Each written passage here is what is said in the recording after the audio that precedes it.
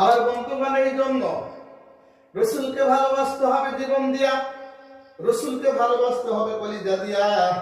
রসুলকে যদি ভালোবাসেন আপনার কলিজা দিয়া, সাহাবায়ে কেরাম অন্তর দিয়ে ভালোবেসেছেন, যার কারণে সাহাবায়ে কেরাম দুনিয়াতেও জান্নাত, দুনিয়াতেও সুখে শান্তিতে ছিলেন, পরকালেও জান্নাত লাভ করেছেন। জোরে বলেন সুবহানাল্লাহ। আল্লাহ রাসূল সাল্লাল্লাহু আলাইহি ওয়াসাল্লাম বলেন, রাসূল সাল্লাল্লাহু আলাইহি ওয়াসাল্লাম বলেন, লা ইউমিনু আহাদুকুম হাত্তা আকুনা আহাব্বা ইলাইহি মিন ওয়ালাদিহি ওয়া ওয়ালাদিহি ওয়ান নাসি আজমাইন।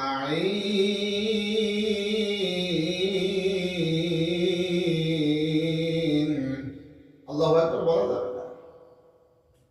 আবার বন্ধুগণ, রাসূল সাল্লাল্লাহু আলাইহি ওয়াসাল্লাম বলেছেন, ততক্ষণ পর্যন্ত তোমরা ইমানদার হতে পারবা না, যতক্ষণ না পর্যন্ত তোমরা তোমাদের রাসূলকে তোমাদের পিতামাতার চাইতে, তোমাদের সন্তানের চাইতে, তোমাদের স্ত্রীর চাইতে, তোমাদের সম্পদের চাইতে, এমনকি ওয়ান নাসি আজমাইন, পৃথিবীর সমস্ত লোকের চাইতে যতক্ষণ না পর্যন্ত রাসূলকে না ভালোবাসবা, ততক্ষণ পর্যন্ত তোমরা পরিপূর্ণ ইমানদার হতে পারবা না। জোরে বলেন সুবহানাল্লাহ।